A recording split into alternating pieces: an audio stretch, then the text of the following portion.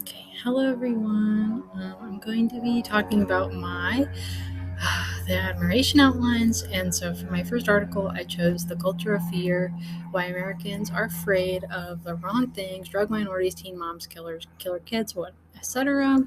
Okay, and so whenever I think about admiration, I don't think about people admiring the culture of fear, but maybe this is where this article is headed.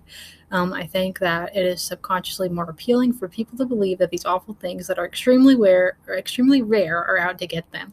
And everyone thinks that, like, oh, it won't happen to me whenever it comes to car accidents or house fires and other things like that. But the idolization of some horrific statistic happening to you is due to the emphasis that the media places on these situations. I hope that this article will give me some more insight into why and how people admire these things and not the more realistic things that are much more likely to happen to them. And so the introduction explains the culture of fear and how the media spreads fear throughout society. It gives examples of things such as the crack baby epidemic and how this really scared people. By the time journalists were able to get the word out that this actually wasn't a big deal, it was already too late, and corrections of findings don't spread nearly as well as fear-based media. Furthermore, Glasser explained that the phrase "the war on terror" worked so well because of how vague it was. It got people all riled up for reasons they could not actually explain, just like it was supposed to. Later on, Glasser explains that the Obama campaign had to do what it could to combat all the fear mongering that the media had done, and that people had voted for hope over fear. And I could see how people had admiration for Obama for choosing to be better than his cohorts. I think that a good example of fear mongering could be the fact that most schools have to do lockdown drills, and I remember being really, really nervous about them in elementary school. But as I got older, I realized that it was crazy that we had to do them in the first place. But since my high school and while I was in middle school and even in elementary school, I think that there were threats of these things in my county. And I guess that I was glad that we knew what to do, but I definitely feel like it could have been done in a better way. And I wish that teachers would review the protocol and just tell students what to do instead of just getting parents and students all stressed out for no reason. I feel as though these drills perpetuate fear, and that people would make these threats in the first place to get a rise out of everyone in the district and the parents. I admired the staff at my school who stood up and were willing to protect everyone. And for my second article, I chose the domestication of anger. And whenever I think about political anger and adoration, it reminds me of how some people are more likely to believe the people who get them angry about opinions that they already held.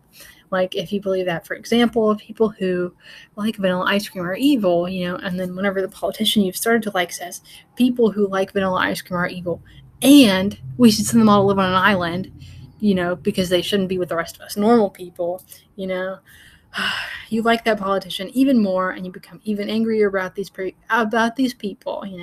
It's a self-fulfilling prophecy where your prior beliefs are reinforced and you are further pushed into your opinions. I believe that it is easier to like someone whenever they have the same opinions as you, and they begin to play into your anger, so you begin to have some adoration of them. I hope this article will show that there are ways to combat this anger and in the general public for the betterment of our society. It's perfectly okay for people to be normally angry about politics, but after a certain point, it only divides. This article taught me that emotion and reason are more similar than they are opposites. Lyman makes a great point to say that the reason we view anger as irrational is to silence people, and that this viewpoint is more about ideology than it has anything to do with science. This made more sense to my earlier point about why people don't why people don't enjoy angry politicians after a certain point, because we can't hear what they're saying whenever they present it in a way that seems out of control. Furthermore, instead of trying to silence angry politicians, we should try to hear what they're really saying so that we can become more connected as a society again. I believe that the emotional outbursts that people have made people more stuck in their ways about politics than ever before, and it is important to make a change. And I think for my personal example, that would work well about anger and silence is like where I work at. And I admired the people who spoke up about our unfair treatment, even whenever it came across as a little bit harsh towards the managers. We recently got a new store manager, and I was really hoping that it would lead to much better outcomes, but it's really made people more frustrated than ever before since he gets onto us about little tiny things like earbuds or whatever. and I keep my mouth shut about most of it.